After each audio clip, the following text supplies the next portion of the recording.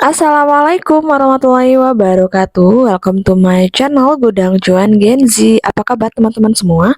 Semoga teman-teman dalam keadaan sehat walafiat dan selalu dilancarkan rezekinya dan juga selalu dilancarkan usahanya. Nah, kali ini ada permintaan bagaimana sih Kak cara kita mengatur gaji 3 juta dengan tanpa hutang ya. Nah, mari kita cek lagi gimana sih cara ngatur keuangan dengan gaji 3 juta. Oke, sebelumnya jangan lupa di subscribe, like, dan komen dulu channel saya ini. Oke. Hai guys, welcome back to my channel Gudang Cuan Gen Z. Nah, kita langsung aja teman-teman ya. Bagaimana sih cara mengatur gaji 3 juta? Apakah gaji 3 juta cukup untuk 1 bulan dengan tanpa hutang? Nah, kalau pendapat saya itu sangat-sangat cukup. Apalagi banyak juga di luar sana yang gajinya 3 juta yang masih memiliki hutang.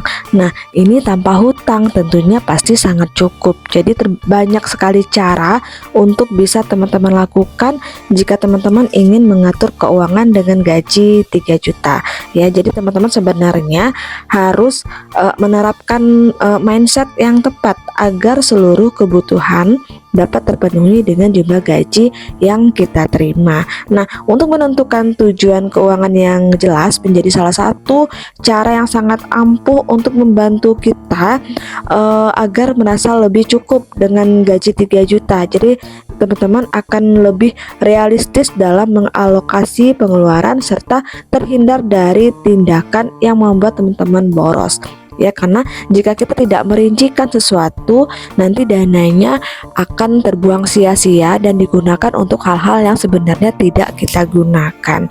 Nah, yang harus teman-teman lakukan sebelum kita menyusun anggaran gaji kita, mungkin di sini ada beberapa tips dari saya untuk teman-teman, semoga bisa dipahami. Yang pertama, silakan teman-teman buat anggaran bulanan ini terlebih dahulu, dimana di dalam itu ada berupa identifikasi, kemudian maksudnya di sini identifikasi semua pengeluaran rutin. Jadi silakan teman-teman tulis semua pengeluaran tetap seperti jika kita memiliki cicilan atau tidak, mungkin ada tagihan listrik, air, internet, kemudian ada kebutuhan sehari-hari yang dirasakan itu rutin setiap bulannya kita keluarkan. Nah, kemudian prioritaskan kebutuhan pokok. Jadi fokus pada pemenuhan kebutuhan dasar seperti makanan, tempat tinggal, transportasi, dan juga kesehatan. Nah, kemudian teman-teman juga bisa buat daftar belanja mingguan. Ya, ini juga bisa membantu teman-teman untuk menghindari pembelian dan memastikan teman-teman hanya membeli apa yang benar-benar dibutuhkan. Nah, kemudian kurangi pengeluaran yang tidak perlu. Nah, ini yang sering terjadi ketika kita sudah merencanakan keuangan. Mungkin ada beberapa hal yang mungkin menurut saya itu hanya nafsu belaka aja, sehingga itu yang menyebabkan bahwa pengeluaran kita gunakan itu menjadi tidak perlu. Jadi identifikasi terlebih dahulu pengeluaran yang bisa dikurangi atau dihilangkan, seperti misalkan makan di luar, kemudian hiburan-hiburan yang mahal, atau belanja barang-barang yang tidak terlalu penting. Nah, kemudian ini teman-teman juga bisa manfaatkan diskon dan juga promo. Bandingkan harga dan manfaatkan penawaran khusus untuk menghemat pengeluaran. Nah, di sini bisa teman-teman gunakan yang kedua ya, bisa teman-teman gunakan metode 50 30 20 atau metode 50 10 dan yang lainnya. Yang saya rasa itu tergantung dari kecocokan teman-teman menggunakan. Sebenarnya sih untuk metode 50, 30 atau 20 itu sih sebenarnya nggak terlalu mengikat, ataupun itu terlalu mengikat dan juga sangat monoton. Jadi banyak orang-orang di luar sana yang tidak bisa menggunakan metode itu karena itu yang saya katakan tadi, karena adanya pengeluaran yang sangat real yang nggak bisa kita gunakan dengan metode ya. Jadi, nah yang ketiga yang harus teman-teman lakukan, jangan lupa menabung. meskipun sedikit tetapi itu selalu konsisten setiap bulannya, bisa setiap minggu, bisa setiap bulan atau setiap tahun. Yang penting kita memiliki dana untuk tabungan ya. Dan juga teman-teman bisa tentukan target tabungan, kemudian juga pisahkan tabungan ya. Walaupun itu yang saya katakan bahwa memiliki rekening banyak itu nggak ada masalah, sehingga nanti teman-teman tidak terpakai dana kebutuhan dan juga dana tabungan. Nah, gunakan beberapa alternatif lain. Misalkan teman-teman memiliki 2 bank, satu banknya untuk tabungan, satu rekening banknya lagi untuk kebutuhan ya teman-teman ya. Nah, kita langsung aja, gimana sih apa-apa aja yang perlu kita lakukan untuk mengatur gaji 3 juta. Oke, langsung aja. Nah teman-teman, langsung aja, ini kebetulan udah saya bikin ketika bikin video short. Pasti teman-teman udah nonton video short saya. Ini detailnya yang lebih detail lagi ya teman-teman ya. Nah di sini saya mencoba merincikan beberapa ini menurut pandangan saya yang bisa teman-teman lakukan dalam keadaan sekarang. Nah di sini gaji 3 juta dengan kondisi tanpa hutang. Jadi ambil bagian besarnya untuk kebutuhan kita.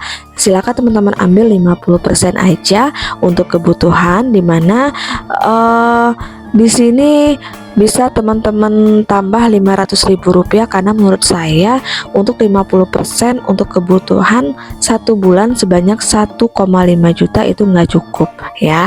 Jadi itu yang saya katakan tadi bahwa kita bisa menggunakan metode 50%, 20, 30, tetapi dalam kenyataannya itu tidak mencukupi, dimana untuk kebutuhan kita itu ada mencakup makan, kemudian ada listrik, ada bensin, ada pulsa, kemudian ada jajan anak. Makanya saya katakan tadi jangan berpatok kepada metode-metode yang banyak di luar yang udah berseliweran. Jadi ini tergantung dari kebutuhan teman-teman itu apa. Nah ini saya sebagai gambaran aja, bisa teman-teman praktekkan dengan kondisi keadaan di daerah teman-teman dan juga teman-teman sendiri. Nah di sini untuk makannya bisa teman-teman bagi menjadi makan mingguan. Ya, di sini saya anggarkan sebanyak 1 juta rupiah. Ini bisa per minggunya Rp250.000 untuk teman-teman jadikan untuk belanja mingguan. Teman-teman bisa lihat di video saya sebelumnya. Di sana saya pernah update ini ya, update untuk belanja mingguan 250.000. Teman-teman bisa cek. Nah, kemudian di sini juga ada kebutuhan mandi dan juga mencuci. Itu bisa teman-teman anggarkan sebanyak Rp200.000. Nah, kemudian juga ada listrik, kemudian juga ada bensin, ada pulsa, dan juga ada cemilan atau jajan anak. Ini biasanya untuk jajan anak, apakah itu untuk makan-makan ketika jalan-jalan, ataukah untuk malam mingguan, atau untuk jajan-jajan anak atau cemilan. Nah, di sini untuk tabungannya saya anggarkan sebanyak 10% atau Rp300.000 per bulannya. Nah, di sini juga ada keinginan ini harus kita siapkan, karena yang namanya kita mencari pekerjaan, mendapatkan gaji, tentunya kita pasti ada sesuatu yang ingin kita beli. Jadi silakan sisihkan untuk keinginan kita, walaupun tidak di bulan ini teman-teman beli, dananya bisa teman-teman simpan untuk berbelanja keinginan di bulan depan. Ya, ini saya targetkan juga 10%, Rp300.000. Kemudian jangan lupa yang namanya dana darurat tetap teman-teman anggarkan. Sebenarnya dana darurat itu harus kita miliki 6 kali dari kebutuhan kita. Jadi silakan teman-teman tabung dulu dana daruratnya. Di sini saya menganggarkan sebanyak Rp200.000. Ini fungsinya ketika apakah kita mengalami keadaan yang mendesak ataukah ada hal-hal lain yang sifatnya darurat. Nah, sinking fund ini Rp100.000 ini bisa teman-teman sisihkan, apakah ini untuk membeli sesuatu. Ini sebenarnya hampir sama dengan keinginan, namun sinking fund ini untuk jangka tertentu. Misalkan teman-teman ingin membeli handphone ataupun ingin membeli baju, teman-teman bisa mengambilnya dari sinking fund atau keinginan. Nah, di sini ada dana tak terduga. Apakah dana tak terduga ini biasanya apakah ada hajatan atau ada hal-hal lain yang sifatnya tak terduga, sehingga untuk totalnya sebanyak Rp3 juta.